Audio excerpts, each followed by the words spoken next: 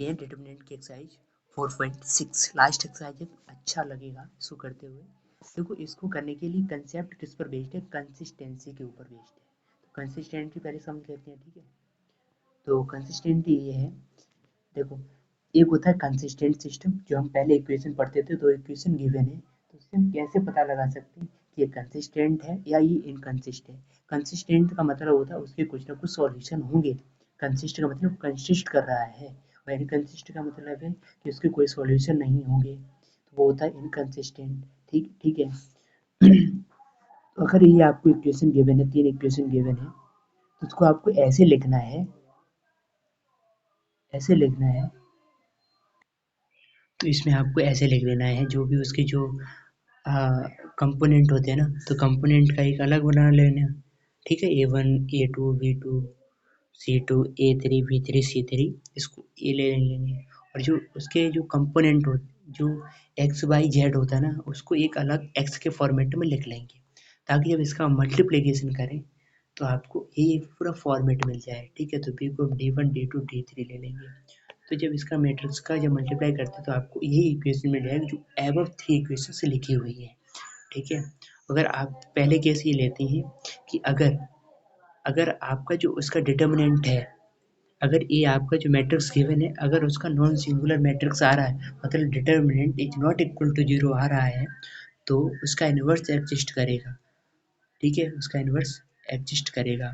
अगर उसका inverse exist करेगा तो उसका जो सॉल्यूशंस होंगे वो यूनिक सॉल्यूशन होंगे, ठीक है। और इसी में सिस्टम ऑफ इक्वेशन को सॉल्व करने के मेथड को कहते हैं मैट्रिक्स मेथड, ठीक है। तो जब ये हो जाएगा तो ए एक्स इंटू बी, हम करेंगे क्या, pre multiply of A inverse. A inverse से प्री मल्टीप्लाई मतलब पहले इनवर्स का मल्टीप्लाई करना है। ए इनवर्स ए मल्टीप्लाई करोगे तो ए आई बन जाएगा, और ए इनवर्स बी, तो वहाँ से हमारी कंपोनेंट निकल आते हैं एक्स वाई जेड की वैल्यू, ठीक है। तो x equal A inverse B. A inverse कैसे निकालता थे, उसका एडजॉइंट अपॉन उसका डिटर्मिनेंट की, उसकी डिटर्मिनेंट की वैल्यू, ठीक है। तो ये हो जाता है हमारा खत्म।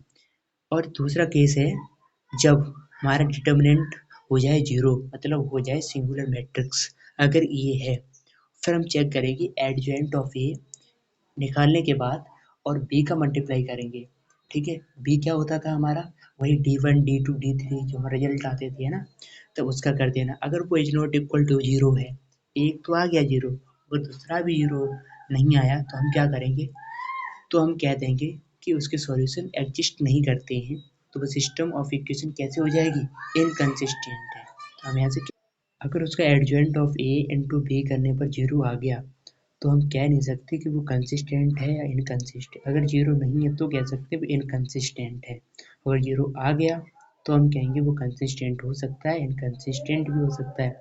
उसके इनफाइनाइट मैनी सॉल्यूशन हो सकते हैं और कोई एक भी सॉल्यूशन नहीं हो सकता है, ठीक है। तो ये हुई हमारी कंसिस्टेंटी की बात। तो ऐसे क्वेश्चन नंबर 4.6 है, सॉल्यूशन ऐसे एक्स वाई जेड की वैल्यू निकाल लेनी है। कैसे, अगर वो सिंगुलर आ रहा है तो x is equal A inverse B, ठीक है। ए इनवर्स इंटू बी कर देना, वहाँ से आपकी वैल्यू निकल आएगी। क्वेश्चन नंबर 15 भी सेम करना है, क्वेश्चन नंबर 16 भी सेम ही रखना है। क्वेश्चन नंबर 16 क्या है, क्वेश्चन नंबर 16 में यूनियन ऑनियन की भी, ऑनियन व्हीट और राइस के डिफरेंट डिफरेंट क्वांटिटी के साथ टोटल अमाउंट दे रखा है। तो यहाँ से आपको मैट्रिक्स मेथड का यूज करते हुए सॉल्व इक्वेशन को बनानी है और इक्वेशन को सॉल्व कर देनी है। आइए देखते हैं। तो देखो हमने यूनियन के रेट को x मान लिया, और व्हीट के रेट को हमने y मान लिया, रेस के रेट को हमने z मान लिया। तो ये क्वांटिटी अकॉर्डिंग टू क्वेश्चन से हमने निकल के 3 इक्वेशन बना ली, और जब तीनों इक्वेशन बन गई हमारी, तो जो हमारी क्वांटिटी होती है A1 A2 B2, A1 A2 A3 B1 B2 B3 C1 C1 C1 C2 C3 A मान लेंगे, और जो एक्स वाई जेड होता है उसको एक्स मान लेंगे, और जो हमारा एक हमारा क्वांटिटी जो अमाउंट दे रखा है उसको हम बी मैट्रिक्स मान लेते हैं। तो ये हमारे वी है, जैसे हम देखो फोल्ड करके दिखा रही है, हमारी मैट्रिक्स वी है, ठीक है। तो हम एक्स को कैसे निकालेंगे, ए इनवर्स इंटू बी कर देंगे, ठीक है। ए इनवर्स इंटू बी कर देंगे तो यहाँ से ए इनवर्स निकल आएगा।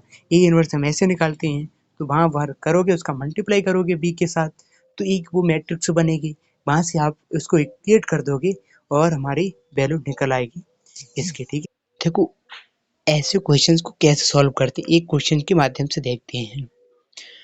तो x को निकालने का ए इनवर्स भी करेंगे, तो ए इनवर्स हमने निकाल लिया, इनवर्स ये आया, उसका करना है बी के साथ मल्टीप्लाई।